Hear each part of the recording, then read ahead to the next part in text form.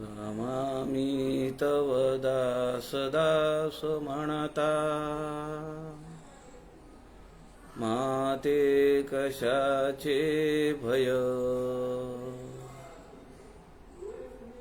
रामा जाईन ज्या स्थळी सुखगणा, होईल तेथे जय. रामाया भुवनात्रयी तुझा विना, नाही दुजा तारक.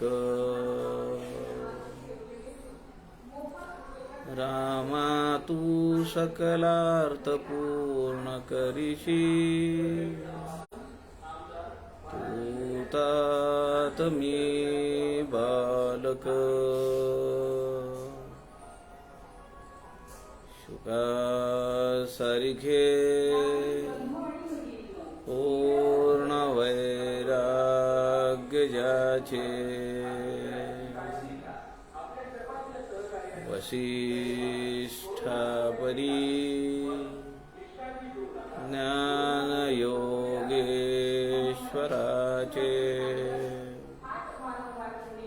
कवी वाल्मिकी सारिखा मान्य ऐसा.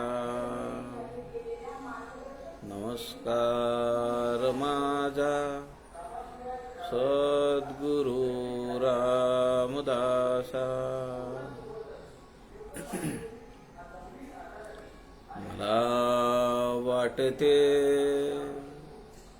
अंतरीत्वा वसावे, तुझ्या दासबोधासी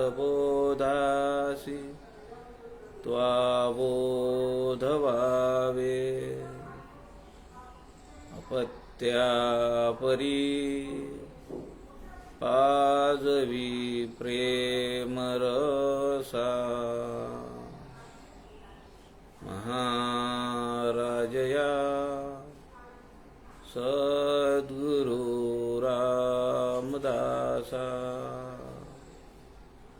जय जय रघुवीर समर्थ, सब संतन की जय.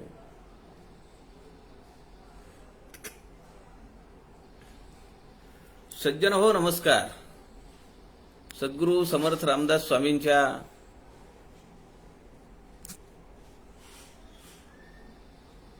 अकरा लघु काव्यांचा आपण सध्या विचार करतो आहोत. संत समागम या फेसबुक लाईव्ह पेजचे सूत्रधार आदरणीय प्रवीणजी शास्त्री दिवाकर यांनी हे पेज, हे अधिष्ठान, हे व्यासपीठ आपल्याला उपलब्ध करून दिलेले आहे. समर्थ रामदास स्वामींच्या आयामांचा विचार व्हावा, अभ्यासार्थींना वेगळा दृष्टिकोन प्राप्त व्हावा, अनेक पैलूंचा अभ्यास व्हावा, या हेतूने आपण समर्थांच्या वाङ्मयातील अनेक प्रकारांचा चिंतन करण्याचा प्रयत्न करतो आहोत. सध्या आपण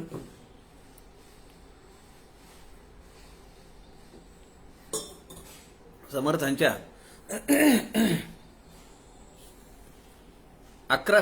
21 समासी अर्थात जुना दासबोध याचा विचार करतो आहोत. या 21 समासीतील ग्रंथातील समास 9वा निराभिमान शांती आपण या समासाचं चिंतन सध्या करतो आहोत. काल आपण 10 ओव्यांपर्यंत आलो होतो.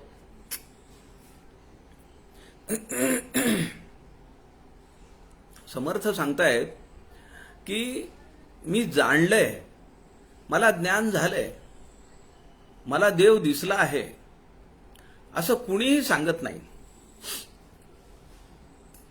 ते केवळ परमपूजनीय रामकृष्ण परमहंस होते आणि आपल्या सत्शिष्याच्या मनातील सगळे संशय विकल्प काढून टाकायचे म्हणून त्यांनी विवेकानंदांना सांगितलं, हो, मी देव पाहिला आहे. जसा मी तुला पाहतो तसा मी देवाला पाहतो. स्वामी विवेकानंदांना त्याचं मोठं कुतूहल वाटलं. त्यांनी विचारलं, तुम्ही देवाशी बोललात? ते म्हणाले, मी जसा तुझ्याशी बोलतो आहे तसा मी देवाशी बोललो आहे. आपल्या सत्शिष्याच्या अंतःकरणातले सगळे संशय, सगळे भ्रम काढून टाकायचे, त्याला निर्विकल्प करायचं, असं सद्गुरूंचं कार्य असतं. म्हणून ते स्वामी विवेकानंदांना पूजनीय ठाकूर तसं म्हणाले.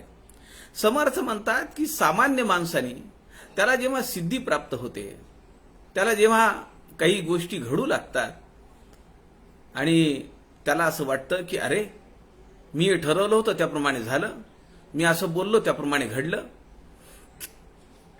त्याला काही प्रचिती यायला लागते. आणि जर तो बोलून दाखवत असेल, त्याही पुढची अवस्था म्हणजे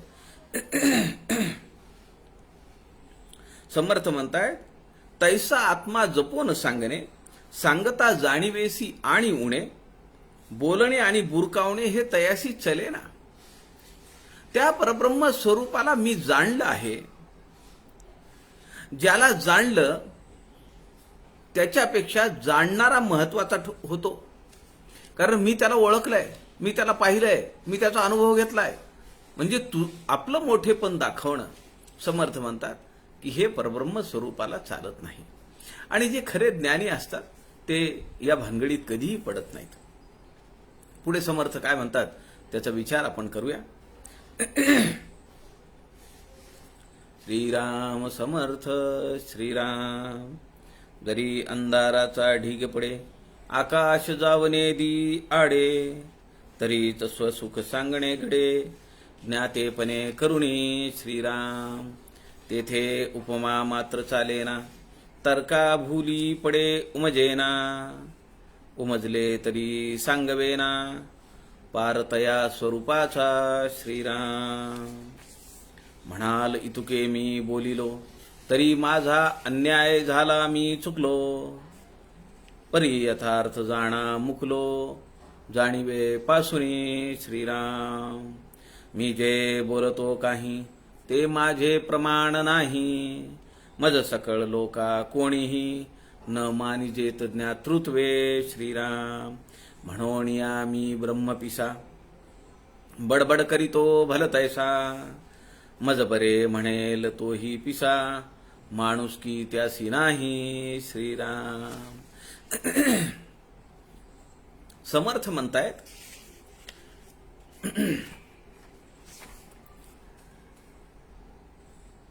मी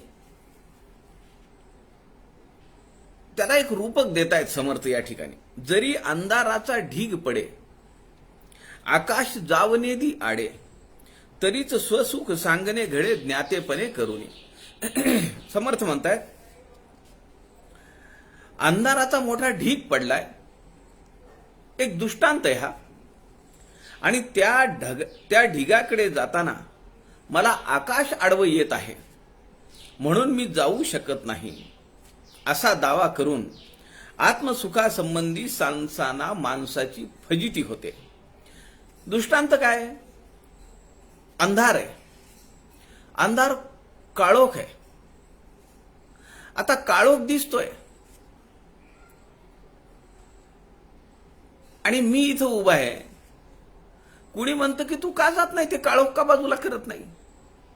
तर मी सांगतोय की मध्ये आकाश पसरलेलं आहे, ते मला तिकडे जाऊ देत नाही.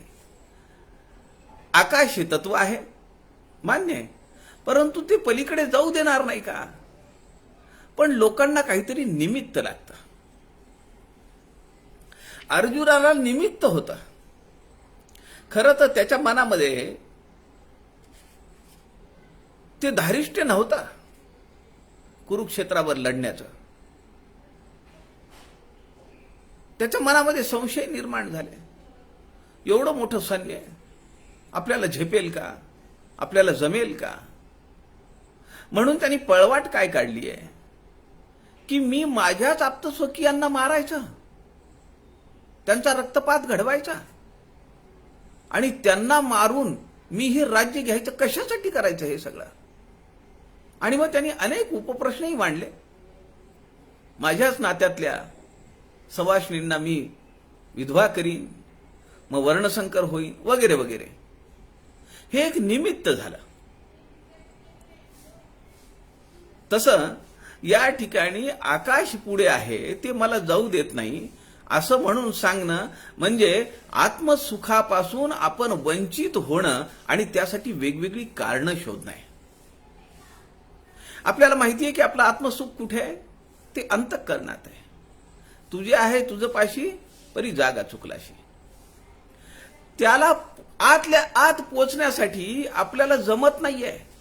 का जमत नाहीये? आमची दृष्टी, आमची वृत्ती ही बहिर्मुख आहे. आमचा आनंद, आमचं ते सुख आम्ही बाहेरच्या वस्तू आणि व्यक्तींमध्ये शोधण्याचा प्रयत्न करतो आहोत. समर्थ म्हणतात हे चालत नाही. तेथे उपमा मात्र चालेना, तर्का भूली पडे उमजेना, उमजले तरी सांगवेना, पारतया स्वरूपाचा श्रीराम. खरं तर मी ब्रह्म पाहिले आहे, मला परब्रह्माची प्रचिती आली आहे, मला त्याचा अनुभव आला आहे. हे सांगणंच मुळात चुकीचं आहे. ज्याला याचा अनुभव येतो तो कधी त्याची वल्गना, खरा ज्ञानी आहे तो त्याची वल्गना करत नाही, त्याचा उच्चार करत नाही, त्याचा उद्गाताक होत नाही. कारण त्याला माहिती आहे मी हे बोललो की ते माझ्यापासून दुरावतं. मग त्याला धरून ठेवायचंय. मग त्याला धरून ठेवायचंय म्हणून त्याच्याबद्दल न बोललेलं बरं. बोलून उपयोग काय? ज्याच्यासाठी आयुष्याचा आटापिटा केला ते दूर जातंय. 4 लोक जवळ येतील, हा खरा ज्ञानी माणूस आहे, यांनी भगवंताला पाहिलंय, भगवंताची प्रचिती आली. 4 लोक जवळ येतील, करायचंय काय? माणसांचा उबग आला आता. पण ते जे स्वरूप आहे, ती जी अनुभूती आहे, समर्थ मानतात तेथे उपमा मात्र चालेना. त्याला कशाची उपमा देणार? त्याला काहीही उपमा देता येत नाही. कुठली वस्तू, कुठली व्यक्ती, काहीही त्याच्या पुढे फिकं पडतंय सगळं. तर्का भूली पडे उमजेना, उमजले तरी सांगवेना, पार तया स्वरूपाचा. तो एक निखळ, निर्भेळ, शाश्वत, अत्यंत परमशुद्ध असा आनंदाचा खळखळता निर्झर असा झरा आहे. त्याच्याबद्दल काय बोलणार? एक वचन आहे, तव तत्वम न जानामि की दृश्योसी महेश्वरा. अरे मी तुला पाहिलंय की दृश्योसी महेश्वर, भगवंता मी तुला पाहिलंय. तव तत्वम न जानामि, पण मला ते कळलं नाही की तुला मी कशाची उपमा देऊ. समर्थ सद्गुरु स्तवनामध्ये म्हणतात, आता सद्गुरु वर्णवेना जेथे माया स्पर्शो शकेना, ते स्वरूप मज अज्ञाना, काय कळे श्रीराम. मी अज्ञानी आहे. तुझं स्वरूप मी कसं वर्णन करावं? एक गोष्ट इथं लक्षात ठेवली पाहिजे. माणूस वर्णन केव्हा करतो? जेव्हा तो पाहतो, जेव्हा तो अनुभवतो, जेव्हा त्याला प्रचिती येते तेव्हा. मी एखाद्या माणसाला पाहिलंच नाही तर तो काळा आहे का, गोरा आहे, ठेंगणा आहे का, उंच आहे, कसं सांगणार मी कसं वर्णन करणार? पण सद्गुरूंना, समर्थांनी पाहिलेलं आहे. अहो, सद्गुरूंनी समर्थांचा सांभाळ केला. प्रभू श्रीरामचंद्रांनी आपली तनू ते आमची तनूप आहे. तुम्ही आणि मी वेगळे नाहीये. प्रभू श्रीरामचंद्र हिमालयामध्ये समर्थांना म्हणाले. समर्थ रामदासांना वाटलं काय करायचंय आता, हिमालयामध्ये आपण जायला पाहिजे. आम्ही जाऊन आलो 4 वर्षाखाली. या व्यासपीठावरची बरीच मंडळी त्या आमच्या सोबत होती. वसुधा जागीरदार आहेत, मेधा कुलकर्णी आहेत, अशी मंडळी होती हिमालयामध्ये गेल्यानंतर. आणि हिमालयामध्ये गेल्यानंतर आपोआपच वैराग्य अंतःकरणात उपसतं. आपल्यासारख्या प्रपंचामध्ये लिडबिडलेल्या माणसाला जर वैराग्य जाणवतं तर समर्थ हे प्रखर वैराग्यशील आहेत. त्यांना का नाही वाटणार? त्यांना वाटलं बास झालं, आता देह सोडून टाकावा. इथं खाली खळखळ खळखळ शेकडो फुटावरून वाहणारी अलकनंदा होती आणि त्यांना असं वाटलं की द्यावा देह झोकून. तेवढ्यात प्रभू श्री रामचंद्र प्रगटले. ते म्हणाले, तुम्हाला जगदुद्धार करणे आहे. 2 तपे तुमची रक्षिली काया. तुमचा देह आम्ही 12 दोन्ही 24 2 तप 24 वर्ष त्याचं रक्षण केलं. कशासाठी केलं? तुम्हासी जगदुद्धार करणे आहे. तुमची तनु ते आमची तनुप आहे. तुमच्यात आणि माझ्यात काही फरक नाही. समर्थांनी रामाला पाहिलेले, रामाला अनुभवलेले, रामाचा सहवास समर्थांना कायम होता. म्हणून समर्थ म्हणतायत, आता सद्गुरु वर्णवेना जेथे माया स्पर्शो शकेना, ते स्वरूप मज अज्ञाना काय कळे. त्याचं वर्णन मी कसं करू? कारण त्याचं वर्णन करायचं म्हणजे मी काय करणार? मी पंचभौतिक देहात आहे, मी मायेच्या विश्वात आहे. मग त्याची उपमा देण्यासाठी मायेने तयार केलेल्या वस्तूचीच मी उपमा देणार आहे ना, आणि ते सगळं नाशिवंत आहे. म्हणून या ठिकाणी समर्थ म्हणतात, मायेच्या बळे करीन स्तवन, ऐसे वांछित होते मन, माया झाली लज्जायमान, काय करू श्रीराम. त्या मायेनी तयार केलेल्या वस्तूंचं मी तुम्हाला उपमा देणार होतो. तुमचं स्वरूप कसं आहे? आकाशासारखं आहे, पण आकाशामध्ये विकार आहेत. तुमचं स्वरूप कसं आहे? मेरू पर्वतासारखं आहे, पण मेरूत भारवाही आहे. तुमचं स्वरूप कसं आहे? परीस आहे, पण परीस लोखंडाला सोनं करतो, पण सोन्याचा पुन्हा तो लोखंडाला स्पर्श झाल्यानंतर सोनं होत नाही. तसं तुमच्या बाबतीत घडत नाही. तुम्ही तुमच्या आपणासारखे करीती तात्काळ. मी तुम्हाला समुद्र म्हणतो, पण त्यात खारटपणा आहे. किती उदाहरणं दिली आहेत समर्थांनी, एकही उपमा लागू पडत नाही. म्हणून समर्थ म्हणतात, तेथे उपमा मात्र चालेना, तर्का भूली पडे उमजेना, उमजले तरी सांगवेना, पार तया स्वरूपाचा. समर्थ दासबोधामध्ये म्हणतात, मुखेपणाचे बोलणे हे जयाचे तोची जाणे, स्वानुभवाची खुणे स्वानुभवी पाहिजे श्रीराम. आता हे जे काही अनुभवलेलं आहे, याची प्रचिती घेण्यासाठी दुसरा अनुभवीच पाहिजे.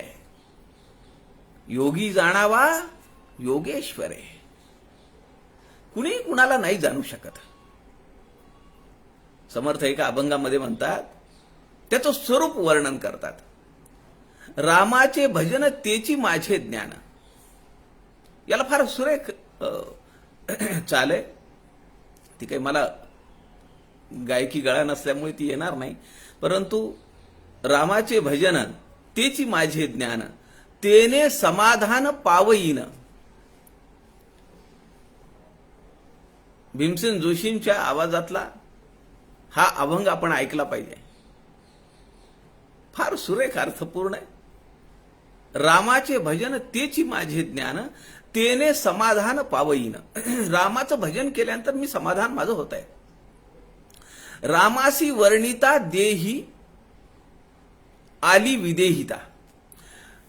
आपण आता पाहिलं की त्याचं वर्णन करायला गेलो की ते आपल्यापासून दुरावतं. रामासी वर्णिता देही विदेहता आली तन्मयता सहजची. परंतु त्याचं भजन करू गेलं, त्याचं स्तवन करू गेलं की माझा देह गळून पडतो आणि मी त्याच्याशी तन्मय होतो, तदाकारता अनुभवतो. राघवाचे रूप ते माझे स्वरूप, तुमची तनु ते आमची तनुप आहे. समर्थ म्हणतायत, राघवाचे रूप ते माझे स्वरूप, तेणे सुखरूप निरंतर. किती दिवस आहे? निरंतर आहे, कालातीत आहे. रामदास म्हणे, मज येणे गती, राम सीतापतीच्या नामी नामे. राम सीतापतीच्यानी नामे. त्या राम आणि सीतेचं नामस्मरण केलं, नामसंकीर्तन केलं, जप केला, पूजन केलं, भजन केलं की मी त्याच्याशी तदाकार होतो. खरं तर रामचंद्र हे समर्थांचे सद्गुरू आहेत. ते मुळात निर्गुण ब्रह्म आहेत. भक्तांच्या उद्धारासाठी म्हणून ते सगुण रूपात आले. या ओव्यांमध्ये मोठी ती अडकीत त्यात पडल्यासारखी अवस्था आहे. त्याचा तर अनुभव होतोय, त्याची प्राप्ती होतीये, पण ती सांगता येत नाहीये. पुढे समर्थ म्हणतात, आता ही उपमा कशी द्यावी? समर्थ दासबोधामध्ये म्हणतात, तयासी उपमा काय द्यावी, नाशिवंत सृष्टी आघवी, पंचभूतिक उठा ठेवी, न चले तेथे श्रीराम. मला जे काही प्राप्त झालेले, मला ज्याच्याशी अनुभव आला, मला ज्याची प्रचिती झाली, ते परब्रह्म स्वरूप, ते प्रभू श्रीरामचंद्रांचं स्वरूप, त्याला उपमा देता येत नाही. कारण उपमा द्यायची म्हणजे या सृष्टीतल्या पदार्थांना त्याला द्यावं, सांगावं लागेल. पण ही सगळी सृष्टीच काय नाशिवंत आहे. पंचभूतिक उठा ठेवी, न चले तेथे. प्रभू श्रीरामचंद्रांच्या जीवनामधला एक प्रसंग आहे.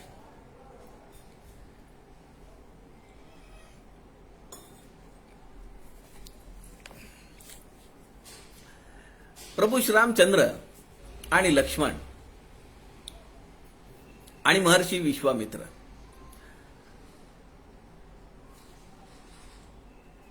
जनकाकडे येतात आणि त्या ठिकाणी योगायोगाने सीतेचं स्वयंवर आरंभलेलं असतं. त्याची तयारी चालू असते. सद्गुरूंच्या पूजेसाठी म्हणून प्रभू श्रीरामचंद्र आणि लक्ष्मण ते ज्या ठिकाणी उतरलेले आहेत त्याच्या बाजूला सगळी बागच बाग आहे, फुलांची बाग आहे. त्या ठिकाणी ते फुलं आणायला बाहेर जातात. बघा, एक सूक्ष्म किती काय म्हणू आपण त्याला, की जे एटिकेट्स आपण म्हणतो, रामाच्या जीवनामध्ये त्याला किती उच्च स्थान आहे. तिथं जो रखवालदार आहे, माळी आहे, त्या माळ्याला श्री रामचंद्रांनी विचारलं, माळी दादा, आम्ही थोडे फुलं घेऊत का? ते माळ्याने प्रभू श्रीरामचंद्रांकडे पाहिलं आणि काय त्याच्यावर प्रभाव पडला माहित नाही. तो म्हणाला, अहो, मी तुम्हाला तोडून देतो फुलं, तुम्ही कशाला तोडता? ते म्हणाले, नाही नाही, आमच्या सद्गुरूंची सेवा ही आम्ही करणार आहेत आणि तो आमचा पायंड आहे. दररोज आम्ही तेच करतो. आम्ही दोघं भाऊ फुलं तोडून त्यांच्यासाठी पूजेसाठी ठेवतो. पण तुमची परवानगी असेल तरच आम्ही तोडू. हा, तो म्हणाला, अहो, माझी काय परवानगी घेता, तुम्ही पाहिजे तेवढी तोडा.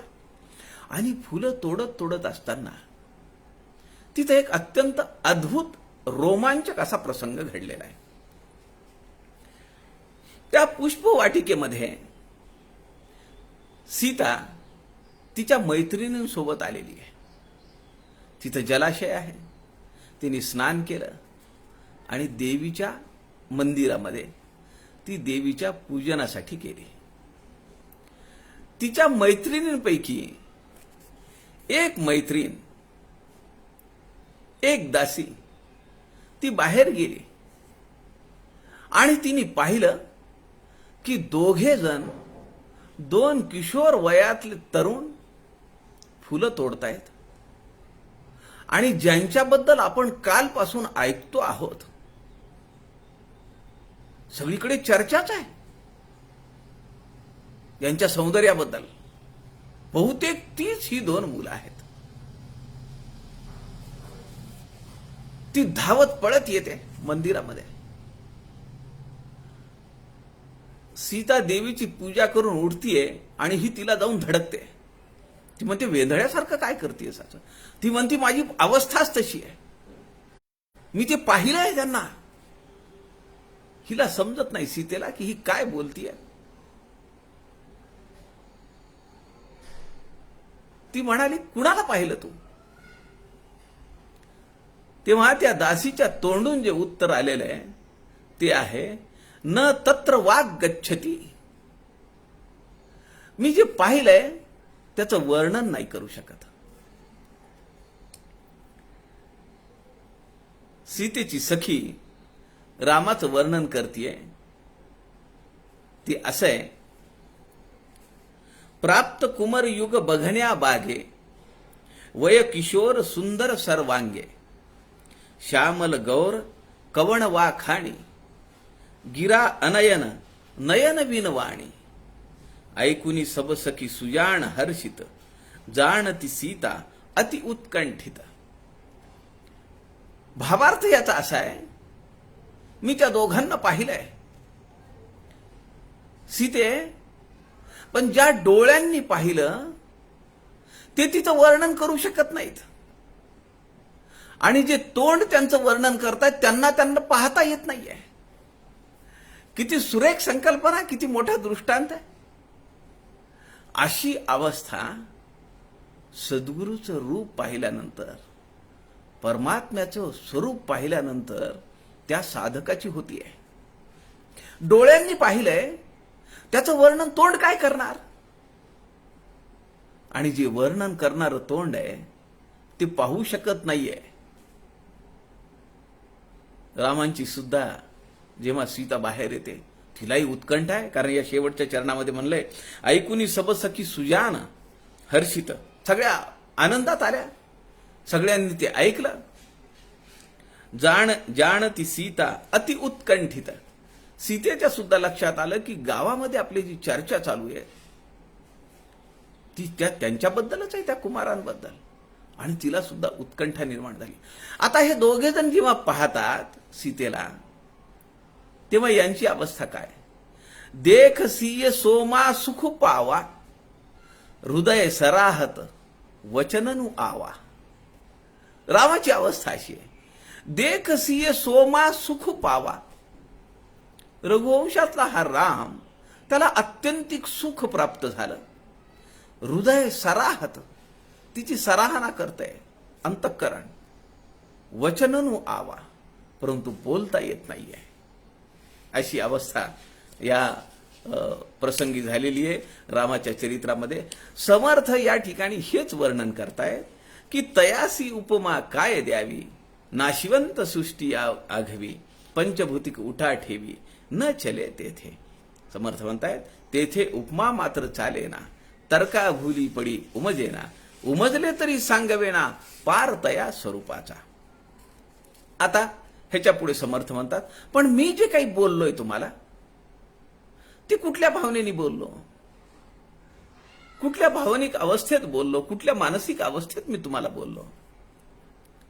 समर्थांनी आपला नम्रपणा दाखवलाय. मी तुम्हाला हे सगळं सांगितलं याची खिन्नता दाखवली आहे. मी तुम्हाला उपदेश केलाय, परंतु माझी प्राज्ञा नाहीये, माझी लायकी नाहीये, मी असं बोलायला नाही पाहिजे असं म्हणून पुन्हा समर्थ म्हणतात की मला गप्पही बसवत नाहीये.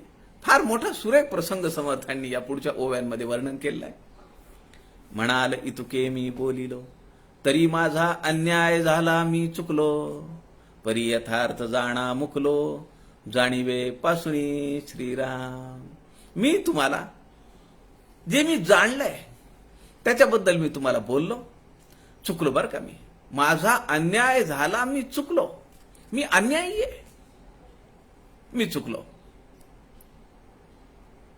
मी जे बोलतो काही ते माझे प्रमाण नाही, मज सकळ लोका कोणीही, न मानिजेत ज्ञातृत्वे श्रीराम. ही खंत आहे का हो? मला तुम्ही सांगा. त्या काळामध्ये, तपाचरणाच्या काळामध्ये समर्थ हे काही समर्थ म्हणून प्रकट होत झालेले नव्हते अजून. आत्ता आत्ता त्यांना कुणीतरी चांगलं बोलत होतं. लोकांच्या लक्षात येत होतं की अरे हा पोरगा काही सामान्य पोरगा नाहीये, हा केवळ भिक्षेवर जगणारा नाहीये, भिक्षेसाठी सगळं नाही करत आहे. लोकांनी पाहावं, पहाटे बाहेर पडलेल्या लोकांनी, हा त्या गोदावरी आणि नंदिनीच्या पात्रात उभा आहे. लोकांनी घरी जावं, सगळं उरकावं, शेतामध्ये जाताना पाहावं, अरे अजूनही हा पोरगा पाण्यातच उभा आहे. पहाटे यांनी आपल्या पोरांना उठवलं, गंगेच्या तीरावर नेलं, यांना काही स्तोत्र म्हणून घेतले, यांना सूर्यनमस्कार करायला लावले. पोरं आता गुटगुटीत झाली आहेत, बलसंपन्न झाली आहेत. त्यांच्या मनामध्ये स्वराज्याविषयीचा चैतन्य फुललेलं आहे आणि परराज्याविषयी, मुसलमानी आक्रमणाविषयी त्यांच्या अंतःकरणामध्ये अंगार फुलतोय. काहीतरी घडतंय की जे चांगलं आहे आणि ते केवळ याच्यामुळे घडतंय. आता लोकांच्या अंतःकरणात सहृदयता निर्माण झाली आहे. मग कुणी कधीतरी तांब्याभर दूध आणून द्यावं, कुणी केळीचा घड आणून द्यावं, बाबा तुमच्या नाश्त्यासाठी घ्या, कुणी काही गोडधोड केलेलं असेल तर कधीतरी एक ताटभर आणून द्यावं, असं सगळं चालू झालेलं आहे. पण अजून समाजाने त्यांना मान्यता दिलेली नाहीये. हा काळ कुठला आहे? नाशिकच्या तपाचरण काळातला आहे आणि समर्थांचं वय 15 ते 20च्या दरम्यान आहे. दासबोध जेव्हा सांगितला तो काळ आहे हा. समर्थ या ठिकाणी म्हणतात, मी जे बोलतो काही ते माझे प्रमाण नाही, मी प्रमाण म्हणून बोलत नाहीये, मला जाणवलं म्हणून मी बोललो. मज सकळ लोका कोणीही न मानिजेत ज्ञातृत्वे. मला सर्वसामान्य माणूस, समाज मला ज्ञानी असं मानत नाहीये. ही वस्तुस्थिती समर्थांनी दाखवली आहे या चरणांमधून. म्हणोनिया मी ब्रह्मपिसा, बडबड करीतो भलतैसा, मज बरे म्हणेल तोही पिसा, माणूस की त्यास नाही श्रीराम. पण समर्थ सांगतायत मी पिसाड झालोय, मी वेडा आहे, कारण मी त्याची अनुभूती घेतली आहे, मी त्याला जाणलंय, मी त्याच्याशी तदाकारता अनुभवली आहे, मी त्याची प्रचिती घेतली आहे, मी त्याचा अनुभव घेतलाय. ब्रह्मानुभव घेतल्यानंतर मला त्याचं वेड लागलंय. नाथ महाराज अनेक प्रश्न घेऊन जनार्दन स्वामींकडे गेले. अनेक प्रश्न आहेत मनात. जनार्दन स्वामींनी त्यांना बसवलं आणि डोक्यावर हात ठेवला. रामकृष्ण परमहंसांच्या मनात असेच विचार होते. तोतापुरी महाराजांच्या समोर बसले, त्यांनी खांद्यावर हात ठेवला. स्वामी विवेकानंदांच्या मनात असेच प्रश्न होते. स्वतः रामकृष्ण परमहंसांनी आपल्या पायाचा अंगठा त्यांच्या उजव्या कानाच्या पाळीला लावला आणि क्षणार्धात सगळं गरगर गरगर फिरायला लागलं. स्वामी विवेकानंद ओरडले, तुम्ही हे काय करताय? मला माझे आई वडील आहेत, माझं घर आहे. पण असं नाथ महाराजांच्या बाबतीत नाही घडलं. नाथ महाराज कितीतरी तास निर्विकल्प समाधीत होते. पुढे समर्थांनी वर्णन केलंय त्याचं. लोक वेडा म्हणतील, काय डोकं खुपसून बसलाय म्हणतील, याला काही जगाशी घेणं देणं नाही म्हणतील. त्याशिवाय का निराभिमान शांती येईल? समासाचं नाव आपल्या लक्षात ठेवलं पाहिजे आपण, निराभिमान शांती. समर्थ या ठिकाणी म्हणतायत, माझी वाचा अनावर झालेली आहे, आता मी देहात नसल्यामुळे या देहावर माझं नियंत्रण नाहीये. अनावर झालेली वाचा काय काय बोलून जाते, काहीतरी विसंगत बडबड करते. मी जे बोलतो ते बरोबरच आहे असं कुणी म्हणत नाही. आणि जर असं कुणी म्हणालं, समर्थ पुढे सांगतायत की तोही वेडा ठरेल. लोक म्हणतील की त्याला हा साक्ष आहे, हा पण वेडा झालाय, त्याची बरोबर त्याला हा पाठबळ देतोय. लोक त्याला सुद्धा माणूस समजणार नाहीत. म्हणून या मी ब्रह्मपिसा बडबड करीतो भलतैसा, मजबरे म्हणेल तोही पिसा, माणूस की त्यास नाही श्रीराम. लोक त्यालाही म्हणतील अरे हे माणसात नाही, माणसातून उठलं म्हणतील. आता हे त्याच्या नादी लागलंय ना, याचंही तसंच होणार आहे काहीतरी.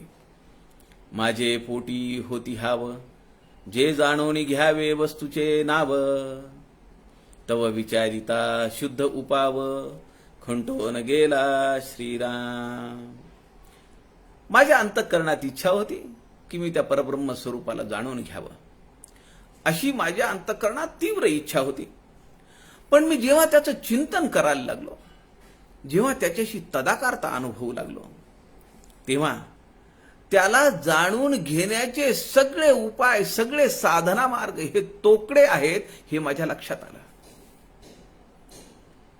साधनेवर जर अवलंबून आपण जास्त असलो तर साध्याकडे जाणार कसं? मला इथून औरंगाबादला जायचं आहे. ज्या गाडीमध्ये मी बसलो त्या गाडीतूनच जर मला उतरावं वाटत नसेल तर औरंगाबाद आलं तरी मी उतरणार नाही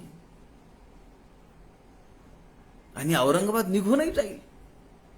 मी साधनांवर किती अवलंबून राहावं याचा विचार समर्थ म्हणतात साधकांनी केला पाहिजे. माझे पोटी होती हाव, मला ध्यास होता, हव्यास होता, जे जाणून घ्यावे वस्तूचे नाव ते पाहायचे, मला त्याचं चिंतन करायचे. तव विचारिता शुद्ध उपाव, खुंटोन गेला. म्हणून हे मज बोलवेना, न बोलता सुख वाटेना, स्वानुभव उद्गार आवरेना, त्यासी मी काय करू श्रीराम.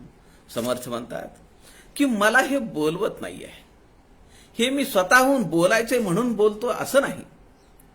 खरं तर माझ्याच्यानी हे बोलवतही नाहीये, बोलण्याची माझी इच्छा पण नाहीये, पण बोलल्याशिवाय माझ्या मनाला चैन पडत नाही. खरं तर ते सांगू नये, पण मला मोह आवरत नाही, कारण माझ्या समोर तुम्ही माझे सगळे शिष्य आहात, म्हणून मला ते तुम्हाला सांगणं भाग आहे. मी बोलणे हाची अभिमान, सदा सर्वदा मी पणी निमग्न, ते मी पण असता संलग्न, सर्व ही बाधी श्रीराम. समर्थ म्हणतात बोलायला गेलं की पुन्हा मला असं जाणवलं, मला तसं समजलं, मला त्याचा अनुभव आला, मी हे केलं, मी ती साधना केली, पुन्हा मीच म्हणावं लागतं. त्यामुळे नकळत माझा अभिमान वाढतो, त्यातून मीपणाचं अनुसंधान चालू होतं. मी केलंय म्हणून मला ते सापडलं, इतरांना कुणाला जमलं नाही. समर्थ म्हणतात अशा प्रकारे त्या अहंकार रूपी मीशी जोडलो गेल्यामुळे मला शब्द ज्ञानाची बाधा होण्याची शक्यता आहे.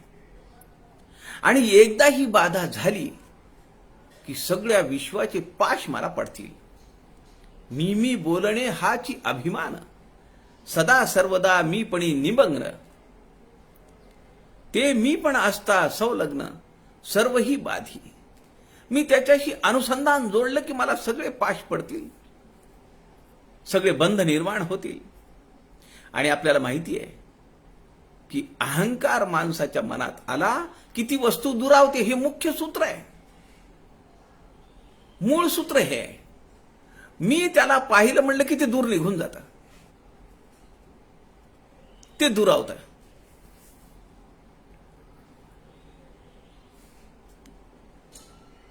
त्याचं वर्णन म्हणून समर्थ म्हणतात नवीन दासबोधामध्ये, हे न बोलताच विवरीजे, विवरोन राहिजे, मग अबोलण्याची साजे, महापुरुषी श्रीराम. जे महापुरुष आहेत, जे संत लोक आहेत, ते काहीही बोलत नाहीत. न बोलताच विवरीजे, विरोन राहिजे, मग अबोलण्याची साजे, महापुरुषी.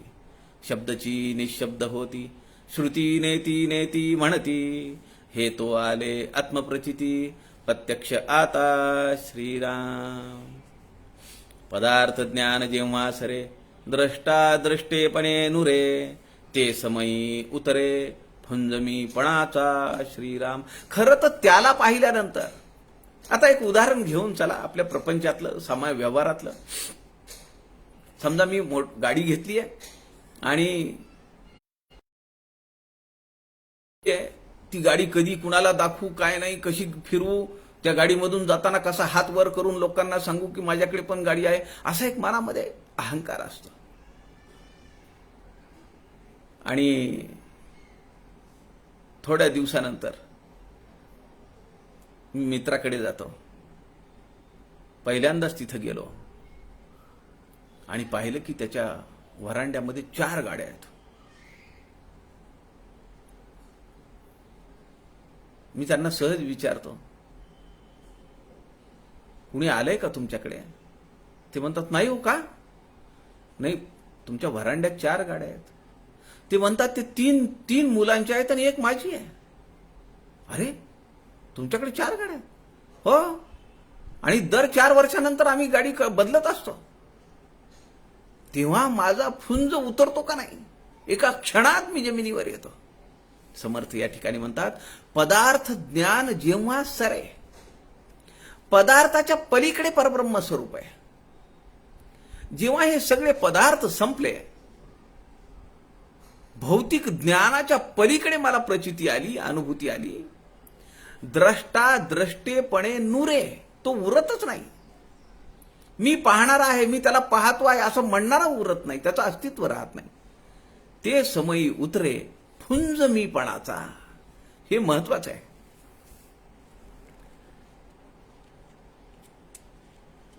मी जगाचं कल्याण करण्यासाठी आलो, समाजाला उपदेश देण्यासाठी आलो, आणि मला आळंदीमध्ये लोक भिक्षा तर देणं बाजूलाच राहिलं, मला टाकून बोलतात, मला अपशब्द बोलतात, खालची भाषा मला वापरतात, माझ्या वाडग्यामध्ये माती मिसळून पीठ घालतात. मन आक्रंदून निघालो माऊलींचं. खूप वाईट वाटलं. ते सिद्ध बेटावर आले. आपण कधी जायला पाहिजे आळंदीला. आळंदीच्या बाजूला सिद्ध बेट आहे.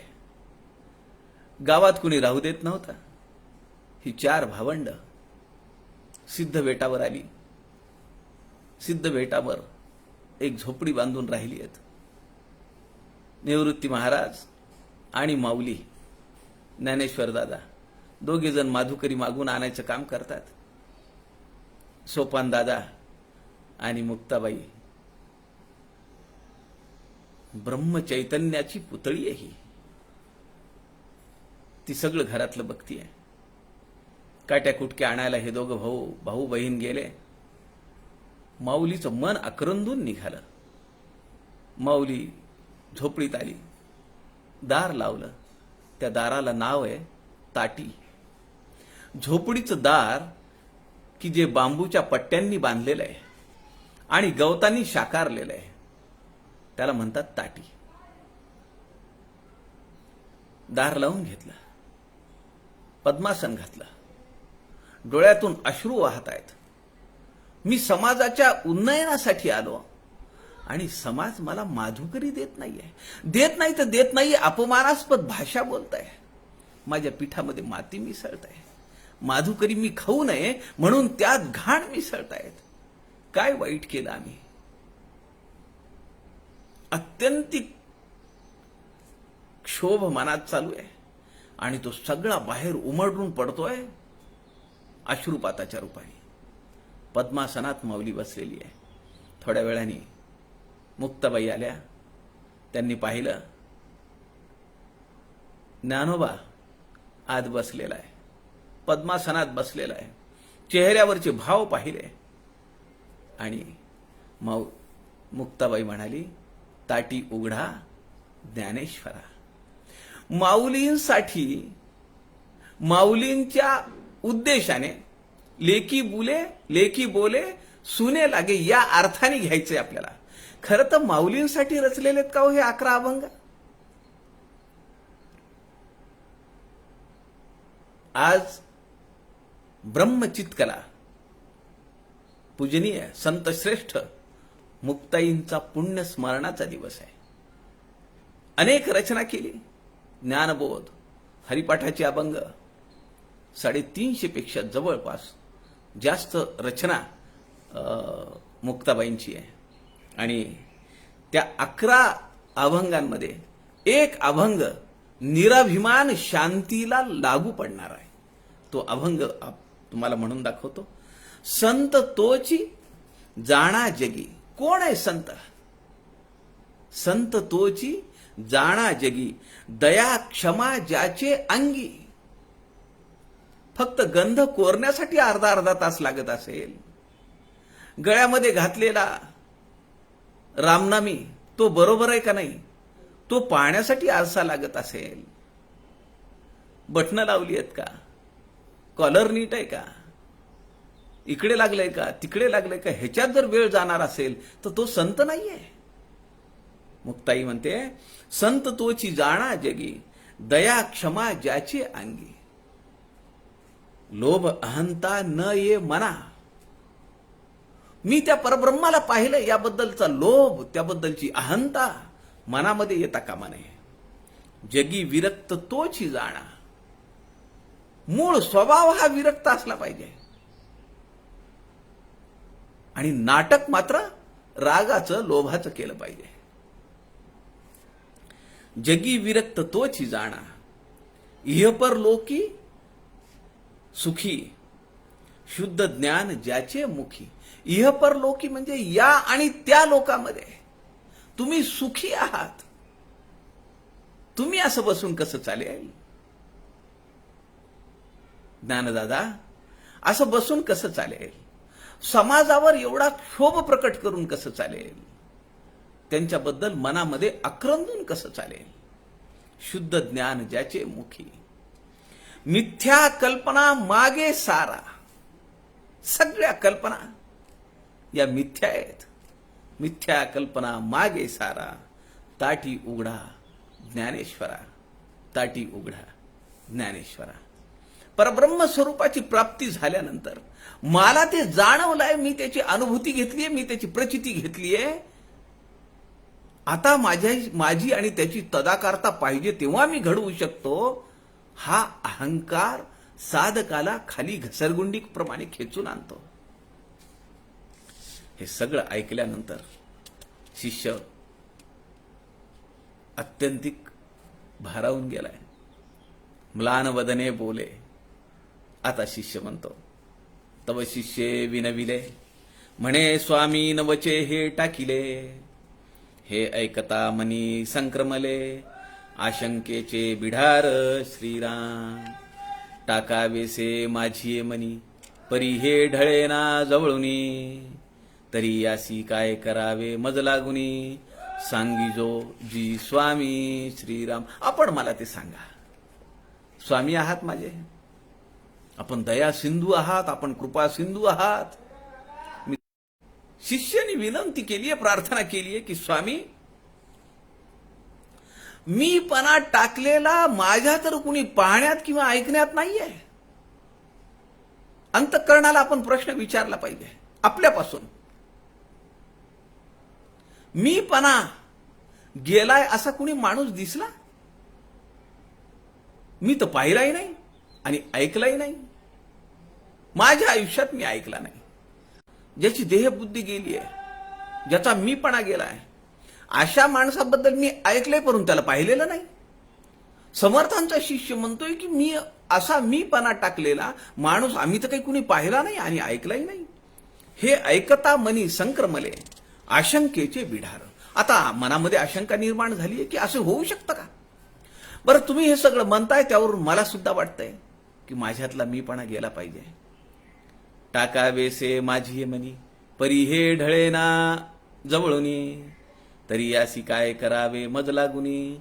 सांगिजो जी स्वामी श्रीराम. समर्थ नव्या दासबोधामध्ये म्हणतात, मी पण कैसे त्यागावे, ब्रह्म कैसे अनुभवावे, समाधान कैसे पावावे, कोण्या प्रकारे श्रीराम. मीपणाचा त्याग केल्याशिवाय ब्रह्माची अनुभूती नाही आणि त्याची अनुभूती झाल्यानंतर जे शाश्वत समाधान प्राप्त होतंय त्याची प्राप्ती नाही. हे तर परब्रह्म स्वरूपाच्या अनुभवाचं समर्थ सांगतायत. आम्ही तर 4 ग्रंथ शिकतो, दासबोधाच्या परीक्षा देतो, 4 ठिकाणी प्रवचनाला जातो. स्वामी विवेकानंद रामकृष्ण परमहंसांच्या आयुष्यातला एक प्रसंगातला एक प्रसंग आहे चरित्रातला. त्यांचा एक शिष्य ध्यानाला कसं बसायचं हे इतर गुरुबंधूंना समजावून सांगत होता. ठाकूरांनी हे पाहिलं, झाडाखाली काय चाललंय. बरेच दिवस झाला. ठाकूर जवळ आले, त्याच्या खांद्यावर हात ठेवून म्हणाले, अरे अजून तर तू काही मिळवलंच नाहीस, खर्चायला तयार झाला.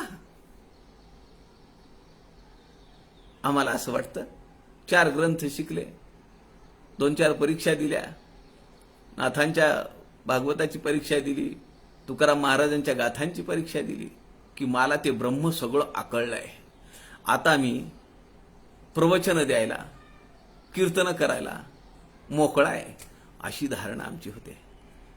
अत्यंत उथळ पाणी आहे. ज्याला परब्रह्माची अनुभूती होते त्याचा आनंद किती असेल, त्याचं सुख किती असेल, पण तो कुठेही दाखवत नाही आणि त्याला समर्थ महापुरुषी असं नाव देतात. तो पुरुष नाहीये, तो महापुरुष आहे. तो सामान्य जन नाहीये, तो महाजन आहे. अशी महाजनाची अवस्था, अशी महापुरुषाची अवस्था, याची देही याची डोळा आपल्या जीवनात यावी अशी प्रभू श्रीरामचंद्रांना, समर्थांच्या सद्गुरूंना आपण प्रार्थना करूया. आपल्या सगळ्यांच्या अंतःकरणातल्या परमेश्वराला अभिवादन करतो, वंदन करतो. झालेली सेवा समर्थांच्या चरणी अर्पण करतो. जय जय रघुवीर समर्थ.